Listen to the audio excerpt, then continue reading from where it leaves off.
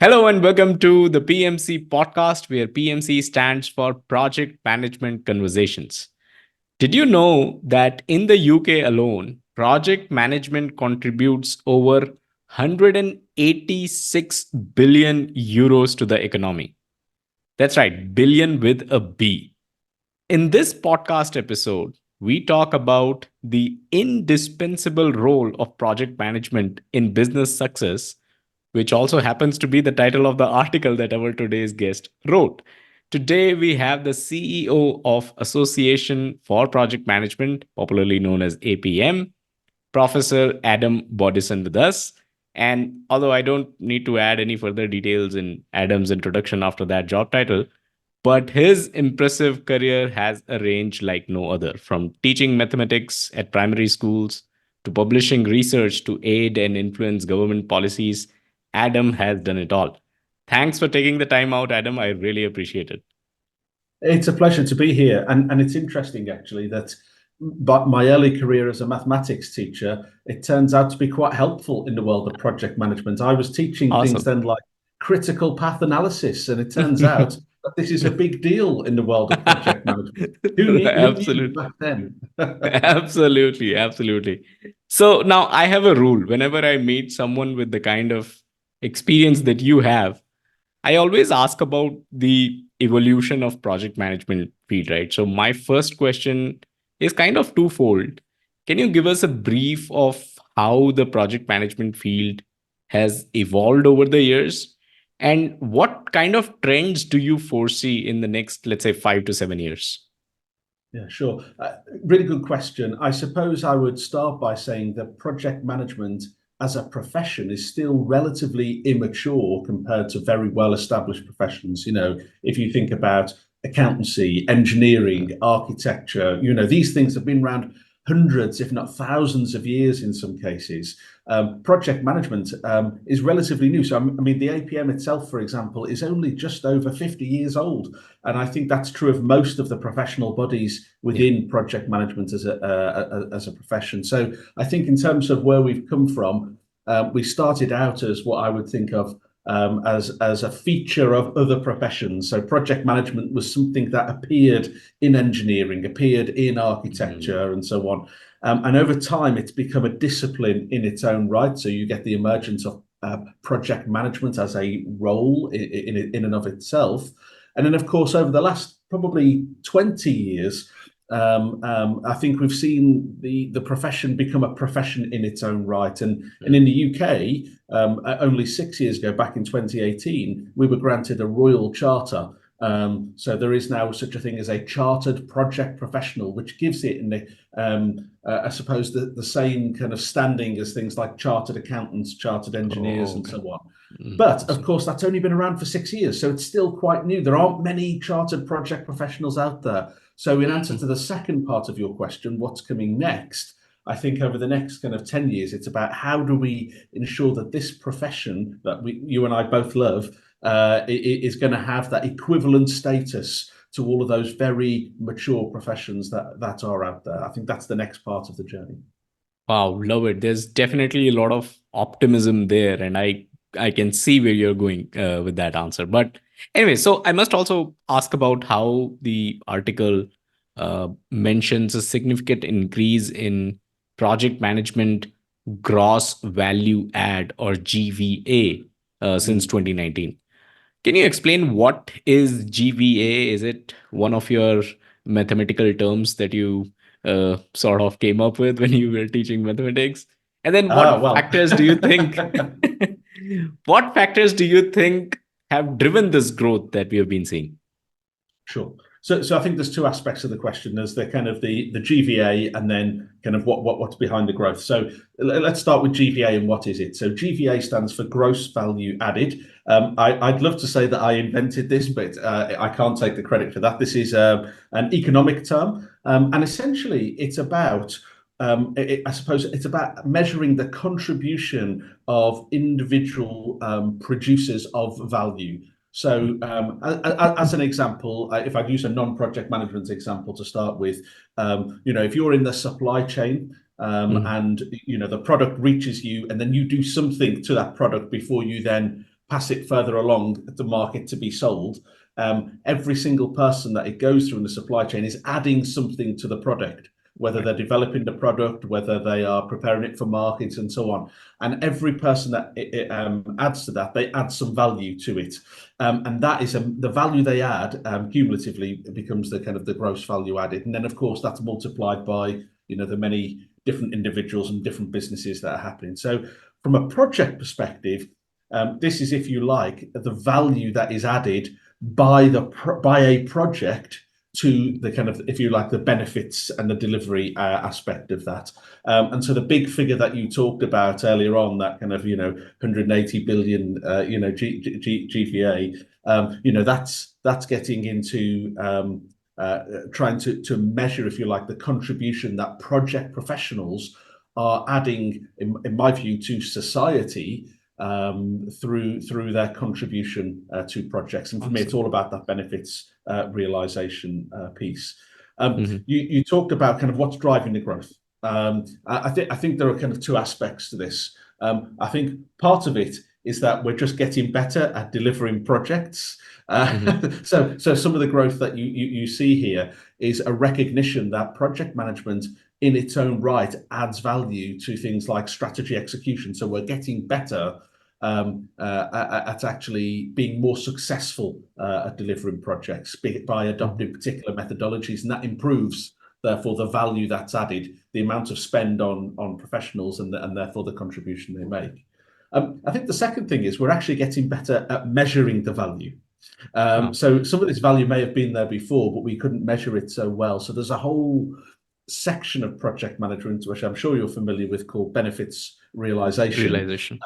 And the accountants are always quite obsessed, I think, about trying to put a financial value on things. What I like about benefits realization is, yes, there's a financial value, but there's also other types of value that you can draw out. And the better we get at really measuring the impact of benefits realization, the better we're able to articulate things like gross value added. Awesome. So, I really love that answer. I think one of the things that you had also touched upon on the article was the growth that we are seeing in non-traditional project management sectors. You call IT, technology, finance. These are non-traditional project management sectors. Can you elaborate on that, on what kind of growth do you see and what is driving that really?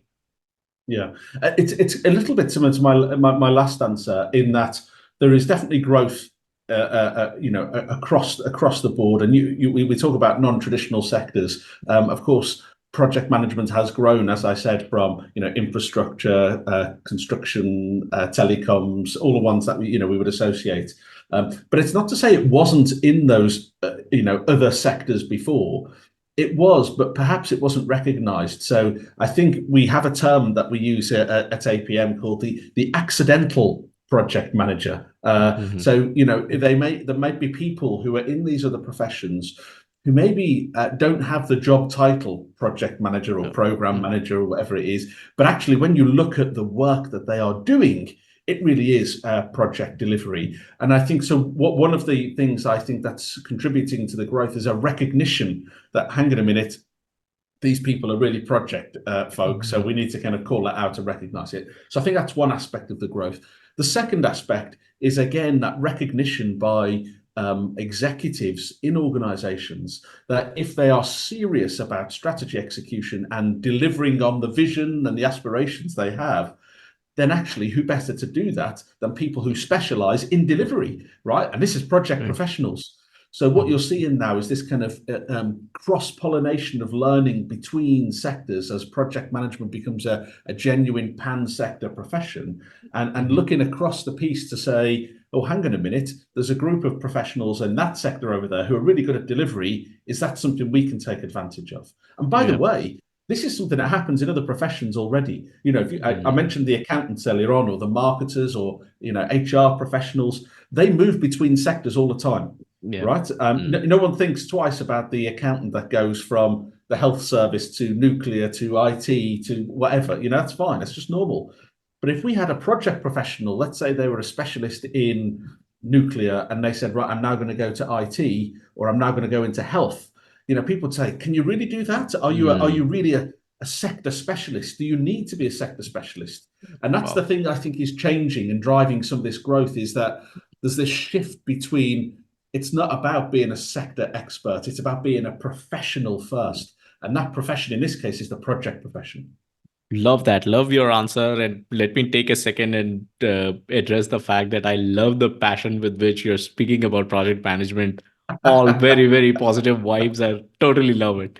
Now, uh, we've also seen this trend of increasing project budgets and activities.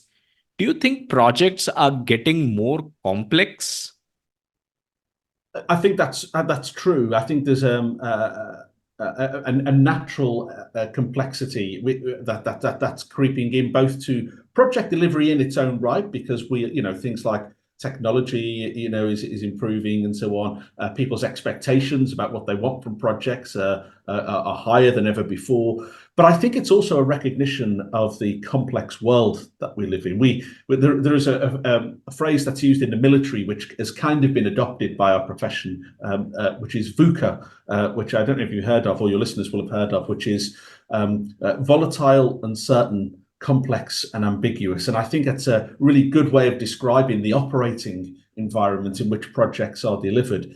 Projects aren't delivered in a vacuum, right? They're Mhm. delivered in this complex world, and the only way to deliver complex in the projects in a complex world is to have complexity in projects themselves. So I think that is true. I think that they are definitely becoming more complex. I mean, one of the phrases I have in my own mind is that we have to, if you like, evolve and learn from projects that have happened in the past and apply that learning going forward. We can't just create new things all the time. It's much easier, if you like, Mhm. to take something we've already got and improve it. The phrase I have in my mind is, it's easier to mow a lawn than to grow a lawn. Wow. Wow. Love that. Love that.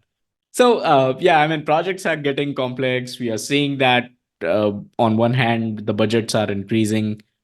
But Mm. on the other hand, we also see organizations being in a tough spot, right? Facing difficulty in attracting new talent. Uh, I think it might tie back to what you previously mentioned about how, if project management was seen as a profession which is agnostic of industries, maybe organizations might not face the challenge of attracting new talent. What are some of the strategies that organizations can adopt here? Look, I think you make a good point. I think it would be easier for organizations to recruit if they were more open-minded about the kind of pan sector, the pan sector feature, if that's the Mhm. right word, of the project profession. But that alone won't be enough. There is a Mhm. shortage of project professionals in the Golden Thread report, which we talk about in the article. There's a figure in there which says we're going to need an additional 25 million project professionals by 2030. So that's not just about moving the ones around that we already have. This is brand new ones. So Mhm. where are these Okay. people going to come from, right? So I think there's two sources. So one is there are people who are senior within sectors who, as leaders, use a lot of the tools and techniques that are prevalent within the project management. So I think there could be some transferability from sector specialists into project professionals. So things like Mhm. managing risk, strategy execution, benefits realization. Well, these are things that executive leaders do all of the time, Yeah. right? So Mhm. I think there could be there's a group of people that we can tap into there. But we actually need to improve the pipeline of people coming into the profession Into itself. the profession. And for me, the Mhm. big gap is, well, I don't see children in schools saying to their parents or to their friends or to their teachers, do you know what, when I grow up, I want to be a project professional. That's not Absolutely. happening at the moment. Yeah. And Yeah. that's not happening because it doesn't have that same status yet. I could come back to that status, Mhm. the equivalent status to other professions. So for me, we've got to get our volunteers out into schools, helping to raise the profile of the profession and show how exciting it is. Because I mean, look, in what other job do you get to think about putting people on the moon? Do you get to think about Yeah, absolutely. creating the next vaccine that's going to save, thousands of people, solving food security problems, really tackling some of the world's most complex problems? The United Nations Sustainable Development Goals, all of them depend Yeah, on projects to be successful. So, who wouldn't want to go into this career? But children absolutely. don't know about it yet. So that's what we've Yeah. got to change. Yeah, visibility seems to be an issue. Project management as a profession needs a better marketing team for sure. So good. So we also keep reading and hearing about how project leaders, people at executive level, right? They talk about projects to be aligned closely with the organizational goals and strategies, right? Any final tips on how we as project managers can ensure that? Okay. Well, first of all, I don't think it's all on the project managers. I think some of this Mm, falls on the executives and the C-suite to take this absolutely. seriously, right? So, Mhm. if I think about the kinds of people that are around the kind of the executive board table, so often, for example, you'll have a chief operating officer. Mhm. And I think, what's the role of the chief operating officer? Well, that's to make sure that business as usual runs smoothly, right? Right. When I talk to leaders and I say, how much of your work is business as usual and how much of it is around driving change and transformation? I think, now it's mostly change and transformation. Maybe 50 years Love ago, that. it was Love a that. small amount of Mm, change and transformation, but now it's most of the job. And if that's right. true, and I think that probably is true in most cases, then it seems to me the role of the chief operating officer is not the same as it was before. If anything, you don't Mm, need a COO anymore. Maybe you need yeah. a chief project officer or a chief Love that. transformation officer. We see this Mm, coming into mm, businesses. And when they have a seat at the table, then I think it becomes much easier to align your project capability and capacity to your strategic objectives, right. because there can be a kind of a straight line all the way through. At Mm, APM, we have we kind of have this phrase that we use. We say, what do we need to run the business, and what do we need to change the business? awesome. And sometimes they're the same, but sometimes they can be different. And recognizing that you need a particular skill set to change the business, I think is important. Awesome. Awesome. And my last question could be a bit off topic, but since I have you and I have that Go for it. background that I see, I don't want to miss this opportunity. So I consider Europe as a front runner when it comes to taking steps towards climate change as a whole. And with this whole rise of green economy, do you think there are project management practices that can be adopted to ensure projects are, let's say, more sustainable and more environmentally friendly? Yeah, it's really interesting. So I mentioned our chartered standard earlier on. Mhm. One of the Mhm. things that we push for in the chartered standard are these kind of ethical practices, Wow. sustainability, and so on. And so we do Mhm. see individual project professionals and businesses, they want their projects to be green and sustainable and so on. Mhm. So let's put it like this. If you've got individuals and businesses that want green, Mhm. why is it not happening everywhere immediately, Mhm. right? Mhm. So, Mhm. and I think the barrier is sometimes we've got to actually get better at incentivizing the right behaviors. So let me give you a good example. Let's imagine you've got a government tender that goes out Mhm. for constructing a new school, for argument's sake. Right. And you get different organizations that will say, look, we'd love to take this project on to build this new school. You get one that says, we're going to use really environmentally friendly green concrete. Yeah, there's Mhm. a special type of concrete, much more sustainable, moves us towards kind of net zero. But this green concrete hasn't been used before, maybe in schools. Mhm. And then another tenderer comes along and says, no, we're going to use the traditional, probably not very environmentally friendly concrete. The risk is that in processes, procurement processes, the greener option is sometimes seen as the more risky option because it hasn't been done before, and so therefore, and it can be more expensive. So what do governments prioritize?